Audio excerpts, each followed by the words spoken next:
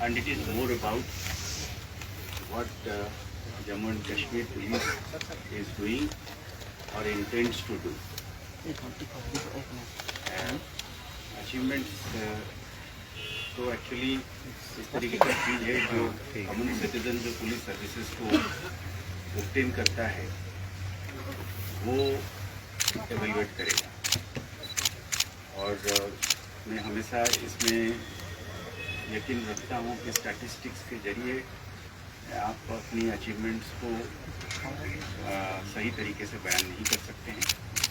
तो इसलिए content and the format would be more of intent of Jammu Kashmir's police as it has tried to perform during the last year and as it intends to perform in the year ahead. But nevertheless, certain statistics certainly are of help both for members of the common citizenry and of course also the security establishment to appreciate as to how things have been addressed in the last year, and also an indication as to how we intend to address these issues in the 2024 year ahead.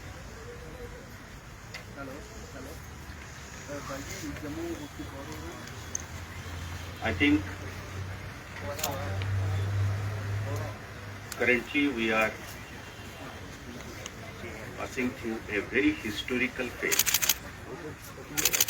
एक बहुत अहम कालखंड में जहाँ तक Jammu Kashmir as a whole और security management में भी एक सिग्निफिकेंट डिफरेंट फेज में हम गुजर रहे हैं। और इसकी जो सेलिएंट फीचर्स है वो सिक्योरिटी से बाहर जाके कहीं एक और बहुत बड़ा सोशियो पॉलिटिकल इकोनॉमिक चेंज के साथ जुड़ा हुआ है। हम जे.एंड.के पुलिस में जो सारी लीडरशिप है, मेरे जो साथी हैं, वो हम सब समझते हैं। पहला चीज़ ये कि हम एक कोएर्सिव मशीन या इंस्ट्रूमेंट से एक प्रोटेक्टिंग मशीन के तौर पे भी काम कर सकते हैं और करना चाहते हैं।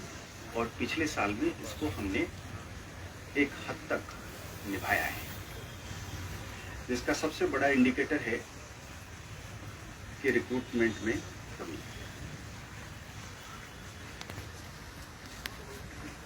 To us, one of the biggest achievement is the 80% decline in recruitment last year.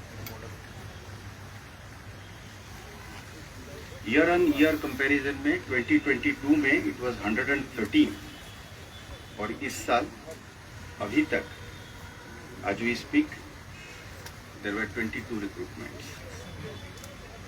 So this is an 80% drop.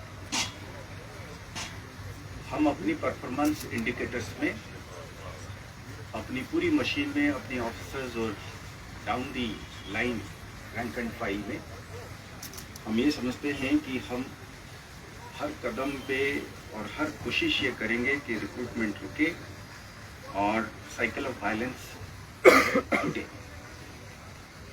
इसमें किसी को दो राय नहीं है कि रिक्रूटमेंट होती है, फिर एक्शन होता है, पूरी उसकी एक फॉल आउट होती है और एक फिर उस फॉल आउट से फिर एक साइक्लिकल वायलेंस की एक सिस्टम जो है वो जारी रहता है। इसलिए मैंने कहा कि मैं तो इसको देखता हूँ इस नज़रिए से कि पिछले साल 113 जाने गई थी बेशक टेररिस्ट की, और इसमें से हमने इस बार रिक्रूटमेंट रोक के उतनी जाने बचाई हैं जितने जाने चाहे वो टेररिस्ट की क्यों न हो, अपने लड़कों की क्यों न हो, वो रुके।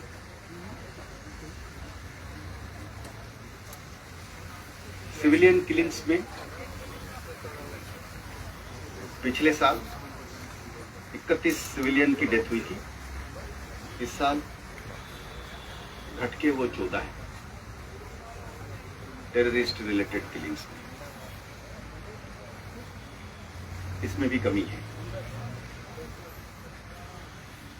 पिछले साल टेरर रिलेटेड क्राइम इंसिडेंट्स जो है वो 125 थी और इस साल घट के 46 है। परसेंटेज के हिसाब से ये 63% की डिक्लाइन है।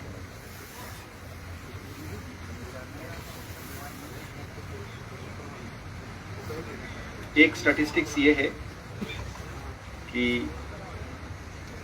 एक पीछे देखा जाए तो हर 3 दिन में एक टेरर इंसिडेंट हुआ करता था, अब अभी 9 दिन और 10 दिन में टेरर इंसिडेंट की फ्रीक्वेंसी हो रहा है, तो उसी तरीके से इंसिडेंट्स कम हुए हैं। एक बहुत बड़ा फैक्टर जो हम मानते हैं कि हमारी पुलिसिंग और सिक्योरिटी मेजर्स में है वो ये है हड़ताल काल। हम सब लोगों को मालूम है 2021 इसमें लगातार हड़ताल कॉल, पब्लिक डिजार्डर, स्ट्रीट वायलेंस में एक डेफिनाइट ट्रेंड है कम होने की। और पिछले साल ऑलरेडी कम था, इस साल और ज़्यादा कम हो गया है। अगर हम ऑर्गेनाइज्ड हड़ताल कल की बात करते हैं, ऑर्गेनाइज्ड हड़ताल कल का मतलब ये हो गया कि कॉल होती है, सेपरेटिस्ट आउटफिट्स या टेररिस्ट आउटफिट्स कॉल देते हैं बंद करने के लिए, और उसकी रिस्पॉन्स कैसे होती है, तो उस हिसाब से 0 है। और जो हड़ताल कलें हुई हैं वो सब सरहद के पार से होती है और सोशल मीडिया पर इसको फैलाया जाता है। इसके पीछे कोशिश होती है कि एक इंटिमिडेशन भी रहे, एक प्रोपागेंडा भी रहे, पर ग्राउंड में इसकी रिस्पॉन्स और इसके असर नहीं है। इसमें पुलिसिंग के साथ साथ हम समझते हैं कि कॉमन सिटीजन की रोल बहुत ज़्यादा रही है। एक हिसाब से हम इसको मानते हैं कि कॉमन सिटीजन जो है इसको एंडोर्स किया है।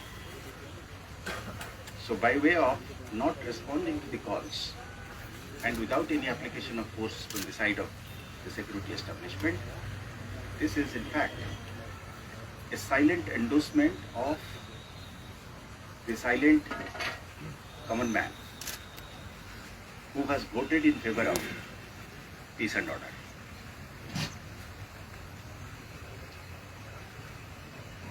लॉ एंड ऑर्डर को मेंटेन करने के सिलसिले में सिविलियन कैजुअलिटी ये सेकेंड स्ट्रेट ईयर है जहां पे ये 0 है। एक भी शख्स का जान नहीं गई है लॉ एंड ऑर्डर को मेंटेन करते हुए। ये बहुत बड़ी एक अचीवमेंट है।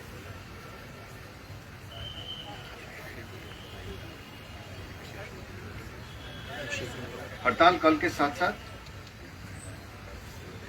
स्टोन पेल्टिंग की जो इंसिडेंट्स है उसमें भी सिग्निफिकेंट कमी आई है। ओवरऑल स्टोन पेल्टिंग की इंसिडेंट जो है 50 to 60% की कमी है। और जैसे मैंने कहा था कि organised stone pelting, stray stone pelting of mischievous elements, 4 या 5 लोग मोहल्ले से निकल के 2 पत्थर मारते हैं, उसको हम फिर भी गिनती करते हैं। उसको गिनती करने के बाद हम कहते हैं कि फिर भी जो है वो 60% की कमी है। ऑर्गेनाइज्ड स्टोन पेल्टिंग जो हम सब लोगों को पता है एक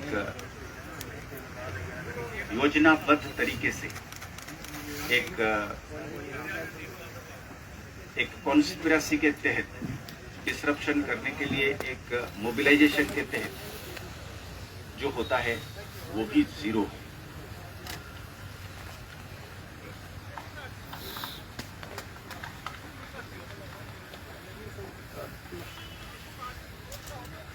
टेररिज्म के खिलाफ फाइट करते हुए या लॉ एंड ऑर्डर को जूझते हुए अपने पुलिस वालों की जो जानें या सिक्योरिटी फोर्स पर्सोनल की जो लाइव्स है वो जो हम खोते थे वो भी उसमें भी काफ़ी कमी आई है। इस साल लास्ट ईयर 14 लोगों की मार्टरडम हुई थी। इस साल हमने 4 पुलिस वालों की मार्टरडम को फेस कर रहे हैं या फेस किए हैं, जिसमें एक डीएसपी साहब शामिल है, एक इंस्पेक्टर साहब हैं, 2 हेड कांस्टेबल हैं। कहने का मतलब है इसमें भी 71% की कमी है। पर जैसे मैंने कहा कि statistics sometimes does not really underline